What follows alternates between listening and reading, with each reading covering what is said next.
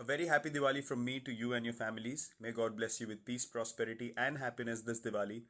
Please remember, do not burst crackers, protect the environment, and have fun at home with your loved ones with a simple diya and sweets on this auspicious occasion.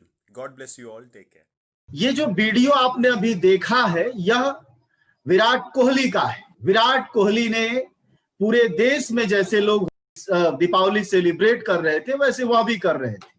उन्होंने देश को संदेश दिया कि आप दीपावली अपने घर मनाएं, पटाखे न फोड़ें, दिया के साथ, मिठाइयों के साथ फोड़ें। यह देश के पता नहीं किस हिस्से को बहुत बुरा लगा और सुबह उठते ही या कल रात से एक ट्विटर ट्रेंड चल रहा है और वो है अनुष्का अपना कुत्ता संभाल। वह विराट कोहली के लिए कहा जा रहा है। यानी एक आदमी जिसने कहा कि थोड़ा प्रदूषण से बचो, पटाखों से बचो, उस आदमी के साथ यह व्यवहार है। हम इस पर बात करेंगे, हम आप सबसे बात करेंगे कि ये क्यों है। इस वक्त हमारे साथ बात करने के लिए वरिष्ठ पत्रकार हृदय जोशी हैं। वह पर्यावरण के मसले को लगातार कवर करते हैं, वह राजनीतिक जानकार भी हैं, इसलिए उनसे बात करना ज्यादा महत्वपूर्ण है कि राजनीति और पर्यावरण का बहुत तगड़ा रिश्ता है।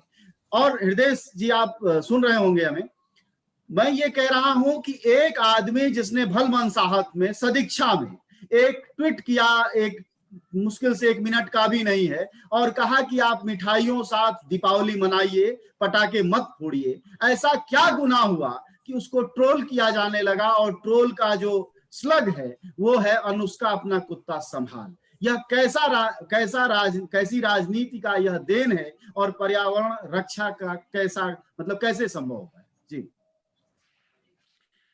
देखिए अजय, सबसे पहले तो बहुत शुक्रिया इस कार्यक्रम को करने के लिए, क्योंकि उसकी वजह यह है कि हम जब कहते हैं कि पर्यावरण की बात करते हैं तो हम शुरुआत में ही कह देते हैं कि पर्यावरण की जो विज्ञान है वो पॉलिटिकल साइंस है। Environmental science is political science, क्योंकि उसमें एक पॉलिटिक्स है। कोई जंगलों झरनों को बचाने के लिए लड़ रहा है और जब उस पर आक्रमण होता है, कभी हम कहते हैं कि सड़क को बनाने के लिए पेड़ मत काटो, तो वो एक अलग तरह की पॉलिटिक्स है। तो एक पॉलिटिक्स है और अक्सर ये पॉलिटिक्स आ जाती है अमीर और गरीब के बीच में डाइल्यूट होके, जहां पर एक हिस्सा पावरलेस है और एक हिस्सा पावरफुल है। लेकिन यहां एक अजीब सी स्थिति देखने को मिल रही है, जो समाज का समृद्ध और जो प्रिविलेज वर्ग है वो ये कह रहा है कि मुझे मेरे स्वास्थ्य की उतनी फिक्र नहीं है, मुझे जो है पटाखे आप जलाने दीजिए, और अगर आप उसे पटाखे जलाते हैं तो वो उसे अपने धर्म पर एक तरह से हमला देख रहा है। आपने जब आज सुबह मुझे फोन करके बताया था तो मैंने उसके बाद ट्विटर को थोड़ा सा स्क्रॉल किया और देखा कि बहुत जो पढ़े लिखे लोग हैं और जिनको मैं अच्छी तरह से जानता हूं कि, और आप भी समझेंगे उनको, उनका प्रोफाइल देख के, कि उनको ये पता है कि पटाखे जो है जलाना खतरनाक है, तो उसके बावजूद वो लोग जो हैं ये कह रहे हैं कि इसको जलाने की इजाजत मिलनी चाहिए। इसमें एक बात यहां पर क्लियर करना बहुत जरूरी है। अनुष्का के लिए या विराट कोहली के लिए जिन शब्दों का प्रयोग किया वो तो हमारे रसातल में जाते रहने की साफ जो है एक पैरामीटर, एक इंडिकेटर है ही। लेकिन महत्वपूर्ण बात यहां पर अजय समझने की ये है कि पटाखों का जो पटाखे जिस तरह से पूरे पर्यावरण को गंदा करते हैं, तो वो प्रदूषण होना और प्रदूषण का जहरीला होते जाना, ये दो बड़ा अंतर है। तो इसको मैं आगे समझाऊंगा, लेकिन आपके जो सवाल के जवाब में शुरुआत में यही कहूंगा कि ये बहुत दुर्भाग्यपूर्ण है कि हम इसे एक धर्म से जोड़कर देख रहे हैं और दूसरे धर्मों के बारे में जो बात लोग कह रहे हैं उसको मतलब उससे जोड़ के देखा जा रहा है कि उस वक्त आप क्यों नहीं बोलते हैं। लेकिन जबकि अभी ये प्योरली ये वायु प्रदूषण जो है आपका हेल्थ हैजर्ड है, और इसमें तमाम राज्यों के मुख्यमंत्रियों की जो प्रतिक्रियाएं दिखी हैं, यानी कि उन्होंने पहले पटाखे नहीं पर पाबंदी की बात कही एनजीटी के ऐलान के बाद, लेकिन उसके बाद जिस तरह से उन्होंने बैक ट्रैक किया और कुछ घंटों के बहाने पूरे पटाखे जलाने की इजाजत दी, या कहा कि आप जहां हवा साफ है वहां पटाखे जला सकते हैं, वो भी एक तरह से दिखाता है कि हमने स्वास्थ्य के मामले में और प्रदूषण के मामले में घुटने टेक दिए। जैसे एक आदमी जो कि खेल का आदमी, इसलिए हम इस पर रुकेंगे क्योंकि एक आदमी जो खिलाड़ी है, जो वाकई संपन्न है, जिसको बहुत फर्क नहीं पड़ता है, वह देश में हित में ही या समाज के हित में ही एक बात कह रहा है, उसको इस तरह से ट्रोल करना और उसको धर्म विरोधी मान लेना, उसको जो है वह बताना कि वह हिंदू नहीं है, इसका राजनीति, मतलब मैं ये कह रहा हूं कि इसकी राजनीति अंततः हमारे देश को क्या दमे और घुटन का मरीज नहीं बना रही है, और हम आत्मघाती क्यों होते जा रहे हैं और उसमें आनंद क्यों है? मतलब अपने को ही नुकसान पहुंचाने का आनंद कौन सी राजनीति दे रही है, कहां से आ रहा है? राइट, तो ये मैं बताता हूं, अगर विराट कोहली ने बहुत प्रिविलेज्ड होते हुए ये बात कही है तो उन्होंने दो चीजें बताई हैं। एक तो उन्होंने बहुत समझदारी का परिचय दिया है, और दूसरा मैं थोड़ा उनकी पर्सनल लाइफ का जिक्र करते हुए, मुझे दर्शक माफ करेंगे, मैं ये सोचूंगा कि उन्होंने पर्सनली भी इसको फील किया है, क्योंकि जो सारी साइंटिफिक रिपोर्ट्स हैं वो ये बताती हैं कि नवजात शिशुओं को और गर्भवती महिलाओं को इस से बहुत ज्यादा नुकसान होता है। तो मैं ये प्रिज्यूम कर रहा हूं कि उन्होंने सोचा होगा अपनी पत्नी को लेकर, या अपने जो उनका जो एक्सपेक्टेंट फादर भी है वो, तो उसको देखते हुए उनको ऐसा लगा होगा कि इसको, ये खतरनाक चीज है, ये आने वाली पीढ़ियों को नुकसान कर रही है। अब हमें समझ में नहीं आता कि जितने लोग ट्रोल कर रहे हैं, जितने लोग जो इस पर बोल रहे हैं, वो भी यंग पेरेंट हैं, उनके भी बच्चे 2-4 साल के, 5 साल के, 10 साल के हैं, और उनके माता पिता की उम्र जो है, क्योंकि वो हमारे और आपकी उम्र के ही हैं, तो एक बहुत ही यूनिक प्रोफाइल है जो ट्रोलिंग में लगा हुआ है। मतलब उनके घर में बुजुर्ग भी है, उनके घर में नवजात शिशु भी है, तो ये दोनों जगह ही ये प्रदूषण असर करता है। लेकिन इस पर जो मैं पिछली बार मैंने बात नहीं कही थी, वो अभी कह रहा हूं, इस बात को आप सही मानिए कि पटाखों से ही प्रदूषण नहीं होता। वो आप भी जानते हैं, आपने जंजवार में कई कार्यक्रम किए प्रदूषण के, हमने जंजवार में के लिए मैंने खुद लिखा है कि प्रदूषण के लिए कई वजहें जिम्मेदार हैं। पावर प्लांट जिम्मेदार हैं, प्रदूषण के लिए गाड़ियां जिम्मेदार हैं, कारखाने जिम्मेदार हैं, सबसे बड़ा प्रदूषण में जो हिस्सा होता है वो कंस्ट्रक्शन का है, रियल एस्टेट का है, वो इसके लिए जिम्मेदार है। तो पटाखों की बात करना, ये बात बिल्कुल सच है, इसमें बिल्कुल आप एक साथ खड़े हो सकते हैं सब, कि पटाखों की बात करके सरकारें कई बार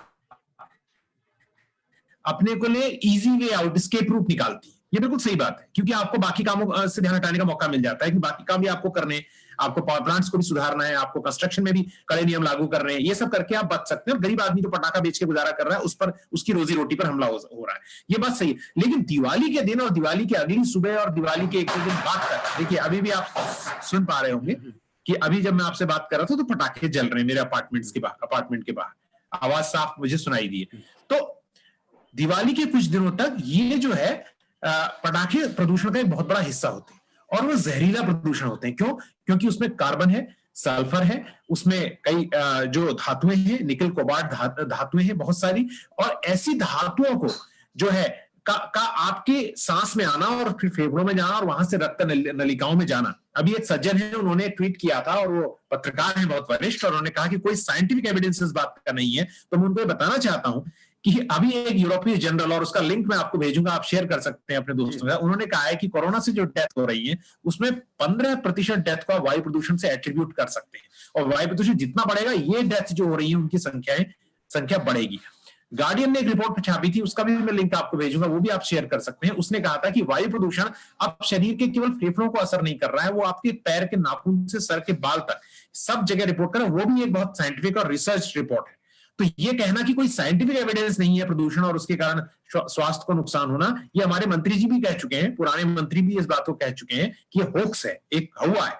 लेकिन सच बात यह है कि ये सरकार की अपनी जो एजेंसी है, ICMR, Indian council of medical research, उसने इन एजेंसियों के बाद, जो जिनको होक्स कहा गया, उनके बाद उन्होंने अपनी रिपोर्ट की, उन्होंने कहा नहीं, जितना ये एजेंसियां कह रही हैं उतने लोग नहीं मर रहे, उससे ज्यादा लोग मर रहे हैं। यानी आपकी अपनी एजेंसी जो है इस बात को प्रूव कर रही है कि ज्यादा लोग मर रहे हैं। तो इस बात को समझने की जरूरत है जिन लोगों को। लेकिन प्रॉब्लम क्या है अजय, कि ये कलेक्टिव प्रॉब्लम है। अगर आप पटाखा नहीं जला रहे हैं और मैं जला रहा हूं, तो फिर आपके न जलाने का आपको कोई फायदा नहीं मिलना। वो नहीं कह रहा, मेरा दूसरा था कि मतलब ट्रोल और उसको राजनीतिक मुद्दा बना देना, स्वास्थ्य के सवाल को, मतलब कोई अगर, ये तो वो आ गई कि भाई बंदरों को कौन समझाए वाली बात, कि अगर आपको कोई समझाइश दे रहा है, कोई बुद्धि दे रहा है या कुछ कह रहा है, तो उसको आप ट्रोल कर, ना माने वो तो एक विमर्श है।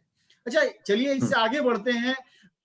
एम्स और बाकी संस्थान भी कई बार ये बात जिक्र कर चुके हैं कि दीपावली के बाद ब्रेन स्ट्रोक और जिसको दौरा पड़ना कहते हैं वो, और अस्थमा के मरीज, आप सही बात कह रहे हैं। हाँ, एकाएक बढ़ जाते हैं।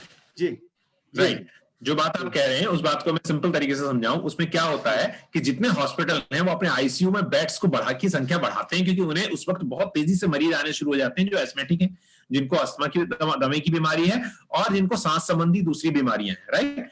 तो ये बात को जो एम्स के डायरेक्टर हैं उन्होंने भी इस बात को कहा, और उन्होंने साथ में ये भी कहा कि जो कोरोना के मामलों में डबल ब्लो होगा, एक तरह से उन्होंने कहा था इसका बर्डन बढ़ेगा, जो एग्जैक्ट उनके वर्ड है, उन्होंने कहा था corona burden will increase if pollution goes up. तो पोल्यूशन तो ऊपर गया है। अभी जो इंडियन एक्सप्रेस ने आज सवेरे में पढ़ रहा था, खबर छापी है, और जो AQI के आंकड़े उन्होंने दिए हैं, मैं दर्शकों के लिए बता देता हूं, ये समझना बहुत जरूरी है। जो लोग ये सोच रहे हैं कि वो ट्रोल करके अपनी पर्दा डाल लेंगे, हुआ क्या है, ये जो बात आप पूछना चाह रहे हैं मैं बचना चाह रहा था, लेकिन क्योंकि मुझे लगता है आप चाहते हैं उस पर टिप्पणी करूं, तो मैं इसलिए बोल रहा हूं, इतना जबरदस्त कम्युनल डिवाइड है कि वो आपको अंधा किए जा रहा है। इसमें कोई दो राय नहीं है कि बीफ खाना जो है, ये भी प्रूव्ड है साइंटिफिकली, वो ग्लोबल वार्मिंग की वजह है, राइट। उस पर हम बात कर सकते हैं, उस पर कोई इनकार नहीं करता है। ये भी सच है कि पटाखे दिवाली पर नहीं जलते हैं। अभी कल बरसात होगी, कई लोग कह रहे हैं बरसात होगी सब ठीक हो जाएगा, लेकिन फिर छठ आ जाएगा, छठ में भी पटाखे चलेंगे, उसके बाद क्रिसमस में भी पटाखे चलेंगे।